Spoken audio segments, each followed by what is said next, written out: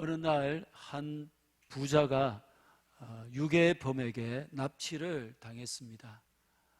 유괴범은 이 부자를 감금한 채 가족들에게 전화로 몸값을 요구했습니다. 우리가 당신의 남편을 잡아놓고 있으니 남편을 살리고 싶으면 내일까지 1억 원을 이 구자에 입금하라, 그런 내용입니다. 그런데 이 전화 통화를 듣고 있던 인질로 붙잡힌 남편이 화를 내면서 전화를 바꿔달라고 합니다. 너무나 막 강하게 나오니까 이 범인들이 당황을 해서 전화기를 바꿔주었습니다. 전화기를 받은 남편은 전화기 건너 아내에게 큰 소리를 지릅니다. 난데 난 잘 있고 내 몸값으로 1억 원을 송금하라고 했지, 자존심 상하게 시리 내일까지 내 몸값으로 10억 원을 입금시켜. 그리고는 거칠게 전화를 끊었습니다. 그 광경을 보고 있던 이 납치범들은 어안이 벙벙해졌습니다. 그래서 부자는 투덜거리면서 사람을 멀러 보고 말이야, 기분 나쁘게. 그렇습니다. 인질이 된 부자는 자신의 몸값이 1억이라는 말을 듣고 불쾌해진 거예요. 자기의 몸값이 기껏 1억밖에 안 되느냐, 자존심이 상한 것입니다. 그러니까 이 부자는 자기 자신에 대해서 굉장한 자부심을 가지고 있었습니다. 저는 5월 마지막 주일을 중고청년 격려주일로 지키면서 우리 중고청년들이 자기 자신에 대해서 이런 자부심을 가졌으면 합니다. 물론 현실은 이 세상의 기대에 어긋날 수가 있습니다. 기대 이상 기대한 대로 학교에 성적이 안 나올 수도 있습니다. 결혼이나 취업이 늦춰질 수도 있고 직장이 생각에 못 미칠 수도 있습니다. 하지만 이러한 것들로 우리네 인생이 결정되는 것은 아닙니다. 아니, 이러한 것들로 내 인생이 결정되도록 내버려 두어서는 안 됩니다. 왜입니까? 우리는 전지전능하신 하나님을 아버지로 둔 하나님의 자녀들입니다. 좋으신 하늘 아버지께서 내 인생을 결정하시도록 해야 한다는 것입니다. 가장 좋은 길로, 가장 선한 길로에 결정하신 대로 내 인생을 그렇게 빚어가시도록 내 모든 것을 주님께 맡겨드려야 합니다.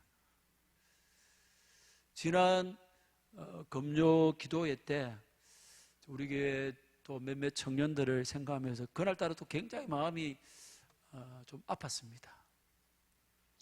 좀 더 그 옛날에 그때 좀 더 잘했으면, 이렇게 결정했으면 지금 훨씬 잘 살아갈 것인데 너무 마음이 안타까웠습니다. 근데 사실 이 말씀을 준비하면서 내가 안타깝게 한 모든 그런 어떤 기준이 전부 다 세상적인 기준이구나. 하나님의 시선은 그렇지 않을 것인데 제가 해결을 했습니다.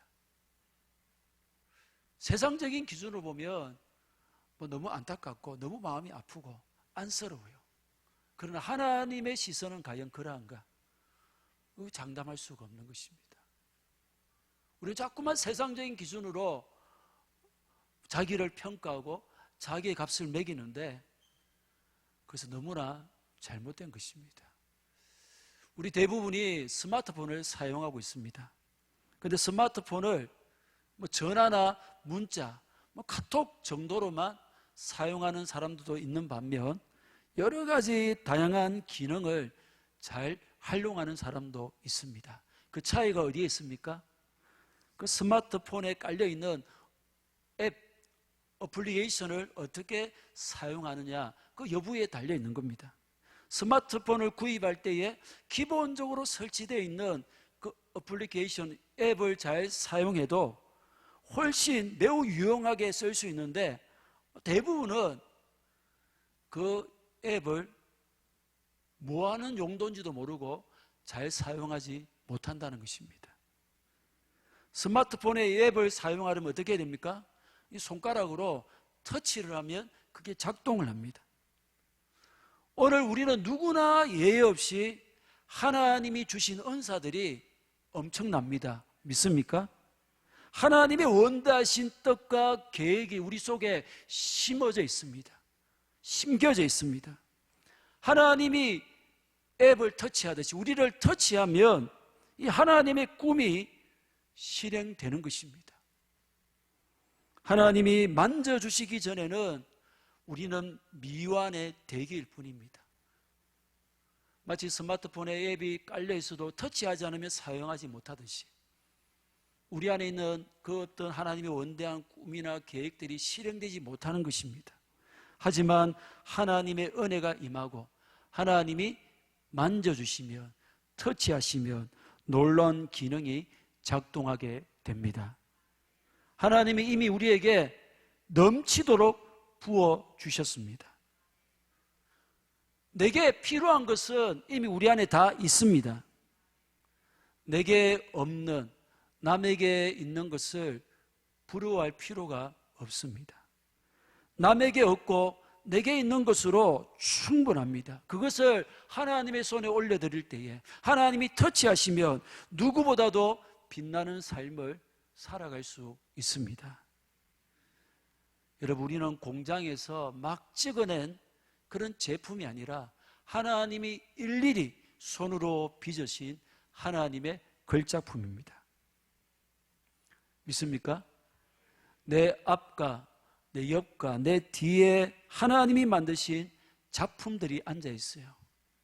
얼마나 대단한 걸작품인지 한번 살펴보십시오. 그냥 감탄이 나와야 되는데요. 와. 축복하십시다. 당신은 하나님의 걸작품입니다. 최고의 명품입니다. 할렐루야. 믿습니까? 이 믿음으로 오늘 본문으로 들어가 보겠습니다. 63절, 64절입니다. 시작. 모세와 제사장 엘르아살이 계수한 자라. 그들이 여리고 맞은편 요단가 모압 평지에서 이스라엘 자손을 계수한 중에는 모세와 제사장 아론이 시내 광야에서 계수한 이스라엘 자손은 한 사람도 들지 못하였으니. 민수기는 백성의 수를 계수한 기록, 그 뜻을 가집니다. 그만큼 계수를 굉장히 중요하게 여기는 책입니다. 이스라엘 백성들이 출애굽한 후에 시내 광야에서 1차 인구조사, 즉 1차 계수를 했어요. 출애굽한 백성들이 20세 이상으로 지파별로 몇 명이 되는지 일일이 다 셀렸습니다. 그리고 그걸 기록했습니다. 그리고 약 40년이 지난 뒤에 오늘 본문은 2차 인구 조사를 한 내용입니다.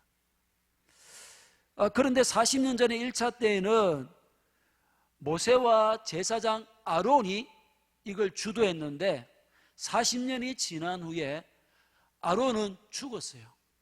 그의 아들 엘르아살이 모세와 함께 2차 인구조사를 했던 겁니다. 이 세대 교체가 이루어진 겁니다. 또 하나의 특징은 40년 전에 1차 인구조사 때에 계수받은 사람들 중에 이 다음 절에 나오는 여호수아와 갈렙을 제외하고는 2차 인구조사의 계수에 든 사람은 한 명도 없습니다. 전부 다 죽었어요. 이 말은 약속의 땅 가나안에 여호수아와 갈렙에는 1차 인구조사 때 계수받은 사람은 한 사람도 들어가지 못했다는 겁니다. 하나님은 이스라엘 백성들에게 약속의 땅 가나안을 주시기 위해서 그들을 출애굽을 시키신 거예요. 출애굽 후에 1차 인구조사가 있었고 거친 광야를 지나 저 가나안 땅을 향해 나아가야 하기 때문에 시내 광야에서 여러 가지 준비를 하나님이 하게 했습니다. 이스라엘 백성 모두가 한 사람도 예외 없이 가나안 땅을 밟을 수 있도록 특별한 은혜를 주시는데 율법을 주시고 또 성막을 만들게도 하시고 또 지파별로 어디에 진을 칠지, 행진할 때에 지파별로 어떤 순서대로 어떤 위치에서 행진하게 될 것인지 이 모든 것을 다 준비를 시키신 거예요. 그러나 이런 은혜와 준비와 가나안 땅에 대한 확실한 약속에도 갈렙과 여호수아 외에는 실패하고 맙니다. 40년 전에 놀라운 하나님의 은혜로 여러분 그 홍해를 가르고 엄청난 하나님의 은혜로 의욕적으로 가나안 땅을 향해 출발했는데 40년의 세월을 보내면서 하나님의 은혜에서 다 떨어져 나가 버렸던 겁니다. 사랑하는 여러분, 오늘 우리가 과거에도 현재에도 하나님의 자녀로 계수된다는 것, 그리고 오늘 특별히 이 자리에 있다는 것에 감사해야 합니다. 그런데 여러분, 우리의 자녀들은 어떻습니까? 신방을 하면서 마음 아팠던 것이 계수에 들지 못하는 자녀들이 있더라는 것입니다. 어릴 때에 신앙생활을 하여 다 하나님의 자녀 백성의 계수에 들었는데 포함된 자녀들인데 어느 시점부터 더 이상 계수되지 못하고 있습니다. 왜 중간에 계수되지 못하도록 탈락해 버렸는지, 가나안 땅에 들어갈 수 없었는지 그 이유는 65절입니다. 시작. 이는 여호와께서 그들에게 대하여 말씀하시기를 그들이 반드시 광야에서 죽으리라 하셨음이라. 이러므로 여분네 아들 갈렙과 눈의 아들 여호수아 외에는 한 사람도 남지 아니하였더라. 그들이 누굽니까? 가나안 땅에 들어가지 못하고 죽은 1세대들입니다. 그들에 대해 하나님께서 반드시 광야에서 죽으리라 심판을 선언하십니다. 언제 하나님이 이런 심판을 선언했습니까? 약 38년 전에 가데스 바네아에서 12명의 정탐꾼을 가나안 땅에 보내어 정탐하게 했는데 갈렙과 여호수아 이 2명의 정탐꾼에 의해 10명의 정탐꾼은 하나같이 부정적인 보고를 했습니다. 가나안 땅은 비옥하지만 자기들을 삼키는 땅이고 가나안 땅 원주민은 얼마나 키가 큰지 자기들은 거기에 비하면 메뚜기라는 거예요. 절대로 가나안 땅을 정복할 수 없다라고 그렇게 단언을 지었습니다. 이 보고를 들은 온 백성들이 밤새도록 울면서 하나님을 원망하기 시작합니다. 이렇게 죽느니 차라리 다시 이집트로 돌아가자. 지도자를 세워서 돌아가자. 가나안 땅에 올라가서 죽느니 차라리 광야에서 죽는 것이 더 낫다. 그렇게 밤새도록 원망하며 울부짖었습니다.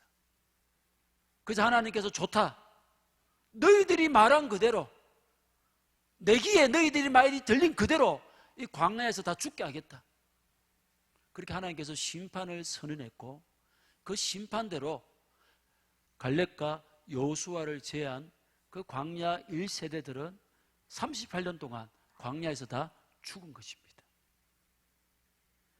똑같은 약속의 말씀을 받았지만 이 백성들은 가나안이라는 그 환경에 의해서 하나님을 향한 믿음이 깨져버렸습니다. 눈에 보이는 현실로 인해 약속의 말씀에 대한 믿음이 무너진 것입니다. 그로 인해 인간적인 생각으로 원망과 불평이라는 썬뿌리가 이들의 믿음을 덮어버렸던 것입니다. 하지만 그 혼란의 와중에도 온 백성들이 200만 명 이상의 온 백성들이 막 원망하고 불평하는 그 혼란 가운데서도 여호수아와 갈렙은 달랐습니다. 하나님을 더 신뢰했고 하나님의 말씀을 더 붙들었습니다. 여호수아와 갈렙은 믿음이 있었기 때문에 가나안 땅을 향한 10명의 부정적인 보고에도 흔들림이 없었습니다. 이 보고를 듣고 온 백성이 밤새도록 통곡했지만 한 지도자를 새로 세워서 애굽으로 돌아가자 반란을 제안했지만 이 둘은 끄떡이 없었습니다. 오히려 이들은 자기들의 옷을 찢고 회중들에게 호소합니다. 14장 7절 하반절부터 8절입니다. 시작. 우리가 두루 다니며 정탐한 땅은 쉼이 아름다운 땅이라. 여호와께서 우리를 기뻐하시면 우리를 그 땅으로 인도하여 들이시고 그 땅을 우리에게 주시리라. 이는 과연 젖과 꿀이 흐르는 땅이니라. 아멘. 무엇을 말합니까? 가나안 땅은 정말 아름다운 땅, 젖과 꿀이 흐르는 땅이라는 겁니다. 비록 보고대로 가나안 백성의 신장은 장대하고 성벽도 매우 높고 견고하고 그들이 강하다 할지라도 우리가 하나님의 기쁨이 된다면 그 문제될 게 뭐가 있겠느냐는 겁니다. 9절입니다. 다만 여호와를 거역하지 말라. 또 그 땅 백성을 두려워하지 말라. 그들 우리의 먹이라. 그들의 보호자는 그들에게서 떠났고 여호와는 우리와 함께 하시느니라. 그들을 두려워하지 말라 하나.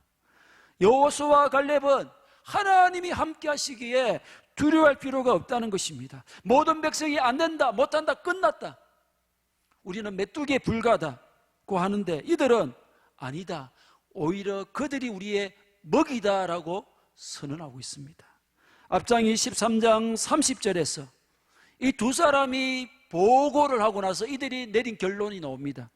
우리가 곧 올라가서 그 땅을 취하자 능히 이기리라 하나. 여호수아와 갈렙은 무리들에게 없는 하나님을 향한 믿음이 있으니 가나안 땅을 향해 도전을 외치는 것입니다. 모두가 도전은 응강생심이고 돌아가는 것이 낫다고 해도 끝까지 도전을 외치고 있습니다. 믿음이 있느냐 믿음이 없느냐가 그토록 기대하고 원했던 가나안 땅의 입성 여부를 결정하고 말았던 겁니다. 따라서 우리에게 믿음은 아무리 강조해도 지나침이 없습니다.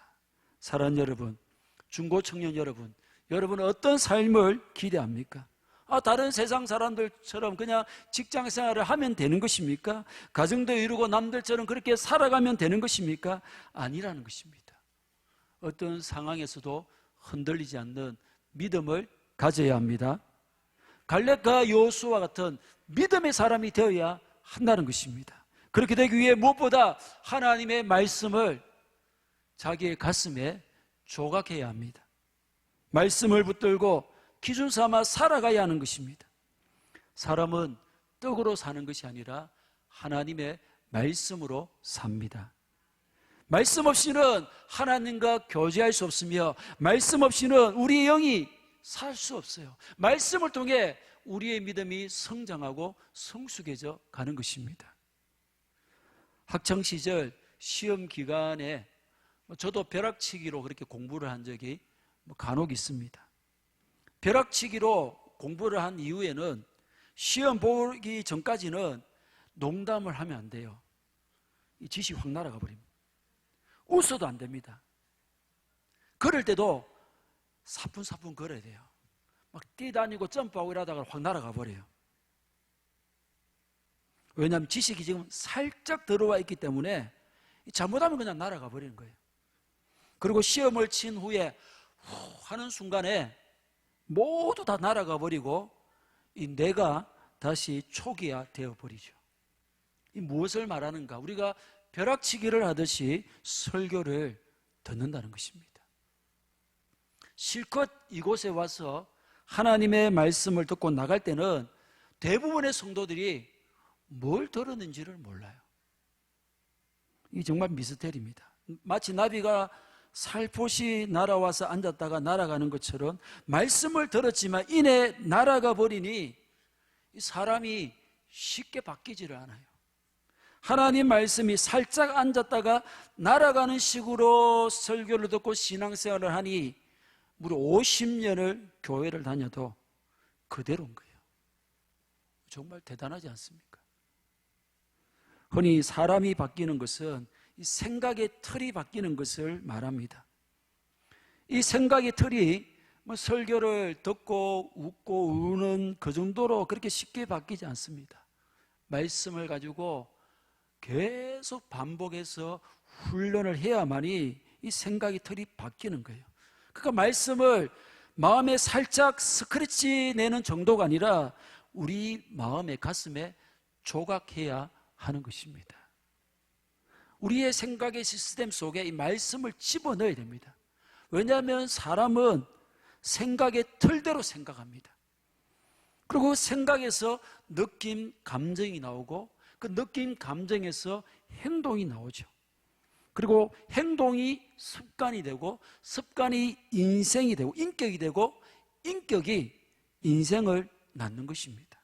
그러니까 우리가 말씀에 사로잡히면, 즉 생각의 틀에 말씀이 있으면 그 뒤에 일어나는 감동, 감정, 행동, 그 다음에 습관, 인격, 이 전부 다 말씀에서 영향을 받게 되어서 결국 생각, 감정, 행동, 습관, 인격, 인생이 말씀으로 인해 복된 방향으로 나아가게 되는 것입니다. 이단 신천지는 9개월 만에 이 생각의 틀을 확 바꿔버리죠. 완전히 세뇌시켜서 어느 정도입니까? 가정을 버리고 부모를 버리면서까지 목숨 걸고 전도하도록 그렇게 만듭니다. 여러분, 김밥 한 줄 먹고 하루에 10시간씩 그렇게 전도합니다. 신천지 집회에 참석하면요, 기저귀를 차고 참석해요. 화장실도 못 가요.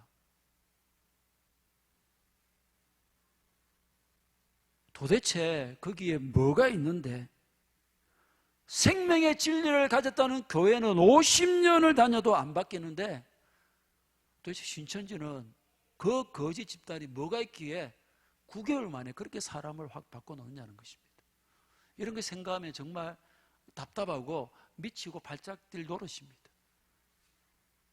사랑하는 여러분, 예수님 믿고 생각이 얼마나 바뀐 것 같습니까? 인생이 얼마나 바뀐 것 같습니까? 더 지체하지 말고 말씀 앞으로 나아가야 됩니다. 끊임없이 말씀을 붙들고 몸부림쳐야 합니다. 흔히 이적이나 표적이 대단한 것처럼 생각하지만 그 이적이나 기적은 생각의 틀을 바꾸지 못합니다. 가나안에 들어가지 못하고 죽은 이 백성들은 광야에서 하나님의 어마어마한 이적을 그 눈으로 직접 체험하고 경험했지만 여러분, 그때뿐이었다는 것입니다. 반면 끝까지 여호와를 믿은 여호수아와 갈렙은 하나님의 말씀을 가슴에 새긴 자들이었습니다. 모세의 뒤를 이어서 이스라엘의 지도자가 된 여호수아는 이제 이 백성을 이끌고 가나안 땅에 들어가야 하기 때문에 굉장한 두려움에 사로잡혀 있었습니다. 이때 하나님께서 여호수아에게 무엇을 말씀하십니까? 여호수아 1장 7절 8절입니다. 시작. 오직 강하고 극히 담대하여 나의 종 모세가 내게 명령한 그 율법을 다 지켜 행하고 우로나 좌로나 치우치지 말라. 그리하면 어디로 가든지 형통하리니 이 율법책을 내 입에서 떠나지 말게 하며 주야로 그것을 묵상하여 그 안에 기록한 대로 다 지켜 행하라. 그리하면 내 길이 평탄하게 될 것이며 내가 형통하리라. 아멘. 강하고 담대하라 할 것을 명령하시면 그 핵심이 뭡니까? 말씀입니다. 무슨 말입니까? 여호수아야, 뭐 그렇게 두려워 떠느냐? 지금까지 해왔던 대로 말씀을 붙들고 말씀대로 살아가라. 말씀을 묵상해서 가슴에 새기면 나를 향한 절대적인 믿음을 가지게 되기에 네 지도자 생활은 평탄할 것이고 네가 무엇을 하든지 형통할 것이니 쫄지 말고 가나안을 향해 도전하라는 것입니다. 갈렙도 무려 85세의 노년에 다른 이스라엘 백성들이 가기를 꺼려하던 가장 흉악한 산지를 정복하러 가겠다고 나섰습니다.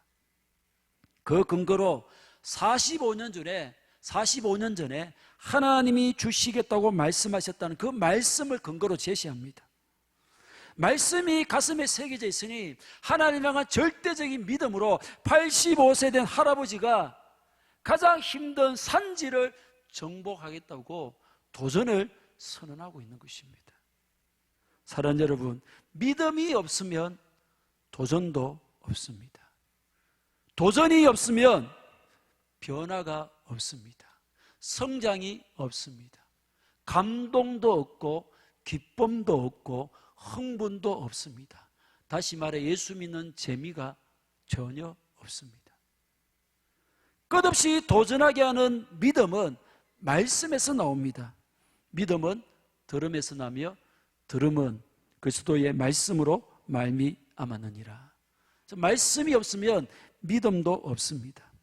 말씀을 우리와 우리 자녀의 심령에 새겨 주어야 합니다. 그렇지 않으면 지금은 개수된다고 할지라도 나중에 우리와 우리 자녀들이 어떻게 될지 장담하기 힘듭니다.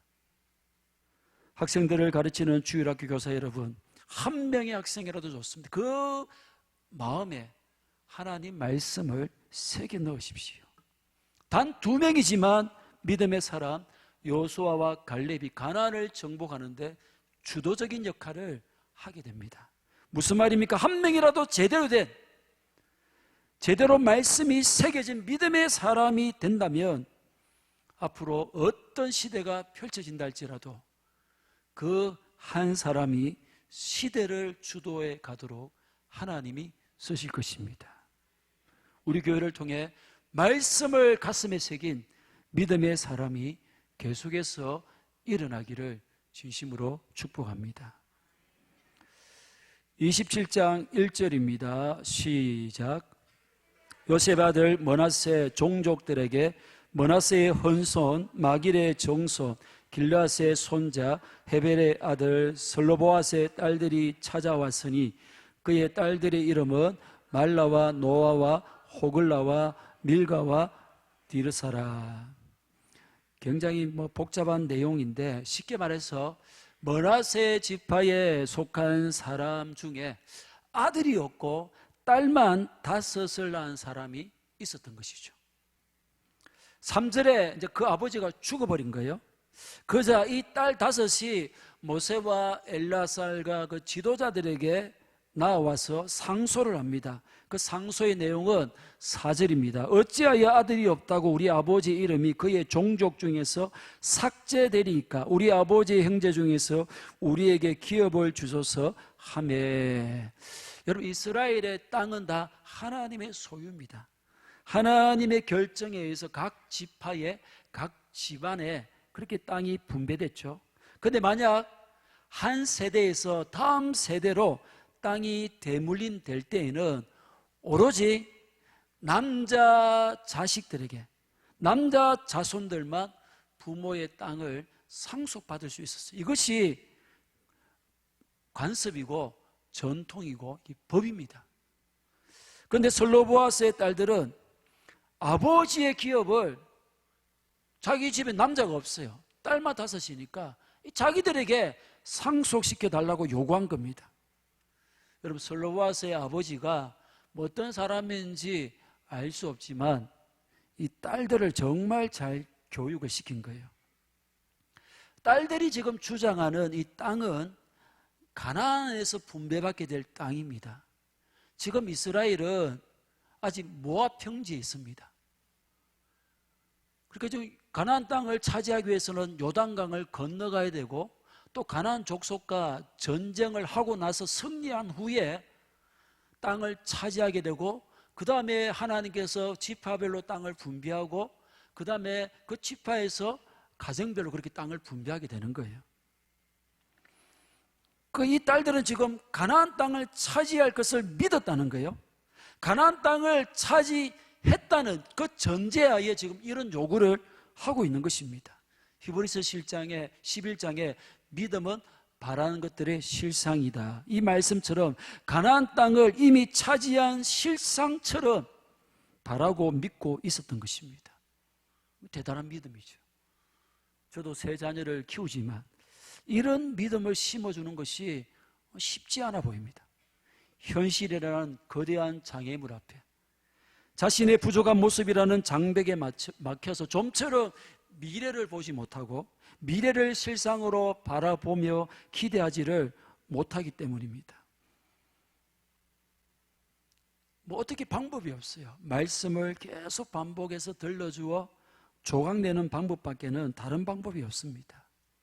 현실을, 세상을 크게 보는 그 생각을 틀을 깨트려서 하나님을 크게 보도록, 말씀을 신뢰하도록 우리 자녀들에게 힘들지만 계속해서 말씀을 새기는 것이 우리 어깨에 드리워진 일이고 놓치지 말아야 될 사명인 것입니다. 슬로보아스의 딸들은 이 믿음과 함께 놀라운 도전 정신을 보여줍니다. 앞서 온 것처럼 당시 땅은 남자 자녀들에게만 유업으로 상속시킬 수 있습니다. 여성은 한 가족의 대표가 될 수 없습니다. 이것이 사회의 통념이며 절대로 깨질 수 없을 것 같은, 그것이 당연시되던 마치 거대한 장벽이었습니다. 하지만 이 딸들은 그 거대한 현실 앞에 주저앉아 있지 않았습니다. 좌절하거나 절망하지 않았습니다. 이대로라면 자기 아버지 이름도 삭제되고 자기 가문도 영원히 사라질 수밖에 없습니다. 지금까지 그래왔기에 다른 집에 딸들도 있는 자녀들도 그렇게 해왔기 때문에 그걸 당연시 여길 수도 있었지만 이 딸들은 그렇게 하지 않고 이 부분을 가지고 모세 앞에 나아간 거예요. 다시 말해 하나님 앞에 나아간 것입니다. 대단한 용기입니다. 도전입니다. 오늘날 우리의 연약함이 무엇입니까? 현실 앞에 쉽게 무너져 버립니다. 쉽게 낙심해 버립니다. 그걸 당연하다는 듯이 아무렇지도 않게 받아들이고 너무 쉽게 수긍해 버립니다. 교회가 원래 이렇게 안 됐지, 그냥 받아들입니다. 구회가 원래 이렇게 안 되지, 그냥 받아들입니다. 내 신앙이 원래 이 정도밖에 안 되지, 그냥 받아들입니다. 우리 가정의 영적인 부분이 이밖에 안 되지, 당연한 듯이 받아들입니다. 끊임없이 거기에 안주하려고 하고 도전하지 않으려고 하는 것입니다. 하지만 신앙생활은 뭡니까? 끝없는 도전입니다.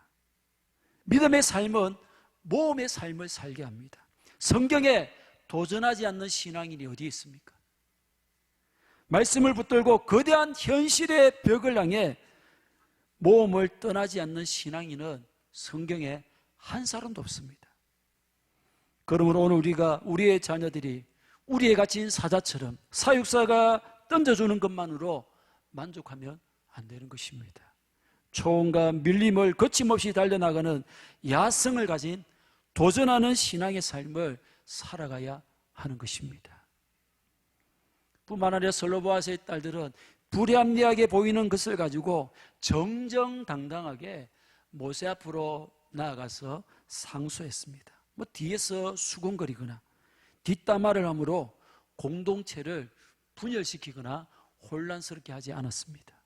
공식적으로 문제를 제기하는 합당한 태도, 용기를 보인 거예요. 딸들이지만 어느 남자 못지않는 좋은 믿음과 당당한 태도를 가지고 있었습니다. 사랑 여러분, 기억하십시오. 태도가 고도를 결정합니다. 어떤 태도를 가지고 신앙생활을 하느냐, 그것이 여러분의 신앙의 고도, 수준을 결정한다는 겁니다. 예배를 드리는 태도, 설교를 듣는 태도, 말씀을 대하는 태도가 그 사람의 신앙 수준을 결정해 버립니다. 그 사람의 인품을 결정하고 그 사람의 인생을 결정합니다. 그런데 그 태도는 바른 믿음에서 나옵니다. 믿음이 있으면 예배 드리는 거, 설교 듣는 거 이거 걱정할 필요가 있습니까? 바른 태도가 나올 수밖에 없습니다. 그리고 끊임없이 도전하게 하는 것입니다. 중고 청년 여러분들 진심으로 사랑하고 축복합니다. 당부드리는 것은 전지전능하신 하나님을 내 하나님으로 믿으십시오.